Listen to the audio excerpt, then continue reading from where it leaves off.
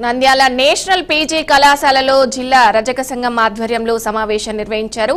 ఈ సమావేశానికి ముఖ్య అతిథిగా రాష్ట్ర రజక కార్పొరేషన్ చైర్మన్ సావిత్రి హాజరయ్యారు. ఈ నెల 28వ తేదీన నంద్యాలలో జరిగే రజక ఆకాంక్ష సభ 5ను విజయవంతం చేయాలని సావిత్రి కోరారు. ఇక 7 నియోజకవర్గ రజక నాయకులకు ఆహ్వానం పలికామని చెప్పారు. అలాగే వాళ్ల సూచనల మేరకు ప్రణాళికలను సిద్ధం చేసినట్లు ఆమె వెల్లడించారు. ఇక రజక సంఘం కార్యకర్తలు, నాయకులు, మహిళలు అందరూ పాల్గొని ఈ సభను సక్సెస్ చేయాలని పిలుపునిచ్చారు. ఈరోజు నంద్యాలలో జరిగే రజక ఆకాంక్ష సభ ముహూర్తాన్ని డిసెంబర్ 28వ తారీఖు ఖరారు చేశాము.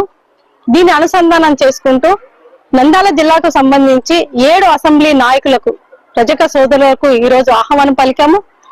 వారి సూచనల మేరకు నంద్యాల జిల్లా 7 అసెంబ్లీలలో ఉండే మండలాలకు సంబంధించిన గ్రౌండ్ లెవెల్ రజక కార్యకర్తలు ప్రతి ఒక్కరూ రజక ఆకాంక్ష సభకు విచ్చేసే విధంగా ప్రణాళిక సిద్ధం చేసుకున్నాము. దానికి ఏకగ్రీవ నిర్ణయంగా అందరినీ స్వాగతంగా పలకరిస్తూ మేమందరము రజకుల యొక్క ఆకాంక్షను తెలియజేస్తూ మా ఐక్యతను చాటడానికి డిసెంబర్ 28వ తారీఖు ముహూర్తం ఖరారు చేసినందుకు సంతోషిస్తూ ఇక్కడ ఉన్న సోదరులందరూ సపోర్ట్ చేస్తూ మనము దిగ్విజయంగా ముందుకెళ్లడానికి ఇది ఒక మంచి శుభ పరిణామం.